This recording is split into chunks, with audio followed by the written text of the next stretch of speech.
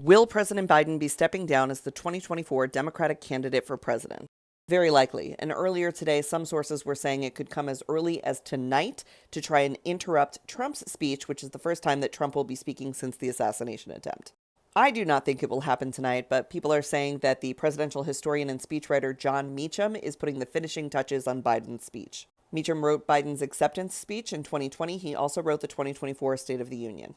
He likes to say things like, "From Seneca Falls to Selma to Stonewall, we're stronger when we build bridges and not walls." So if you hear stuff like that in the speech, you'll know that Jon Meacham had his hand on it. The next rumor is that Biden will not endorse Kamala to take over the presidential ticket. I also think that this is unfortunately very likely. Biden has consistently said that there was a primary and that the delegates committed to him, and if it's not going to be him, then we would be put into a brokered convention.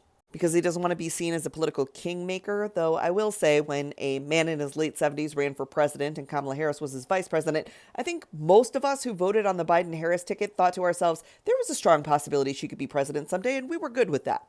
But if he really doesn't endorse her, then it looks like the Democrats will have a brokered convention, which is where the delegates get to vote for a new candidate. There won't be a new primary where the public gets to vote for a candidate. It's the delegates that will get to choose. Kamala Harris will certainly be one of the people who's trying to get the ticket. There are rumors that Gretchen Whitmer and Newsom are the other two. We have not confirmed that. There are also rumors that Kamala Harris is shopping for a vice president and that Andy Beshear of Kentucky or Josh Shapiro of Pennsylvania are in the front running. She didn't ask me, but I would like to see Mark Kelly get the vice president nomination alongside Kamala Harris if she's looking for extra names. Mark Kelly is the senator from Arizona. I think that opens up the Sun Belt for them. He is also the husband of a beloved former Arizona Congresswoman, Gabrielle Gifford. And I think Mark Kelly has that kind of stable, thoughtful workhorse energy that it takes to be a great vice president. If we go to a brokered convention, there are two types of people that will decide who the next candidate is: the delegates and the superdelegates.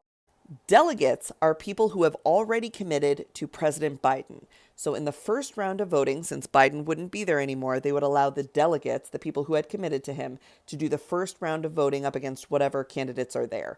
That will determine who the front runner is. Then in a second, third, 53rd round of voting, however many it takes, they would include the superdelegates, which are people who are not currently committed to Biden. And once all those votes are tallied, we would have a new top of the ticket. RFK Jr. will not be included in the Democratic convention. He cannot jump in here as a potential candidate for the Democrats. He is registered and running as an independent. He is not a part of the Democratic Party for this round. He also admitted to taking a phone call with Trump where they talked about him getting a cabinet job with Trump. So, miss me with RFK Jr. stuff. Events featuring Kamala Harris that are scheduled for the next 2 weeks are starting to sell out because people are thinking that she could be the potential new top of the ticket and they want to be in front of her.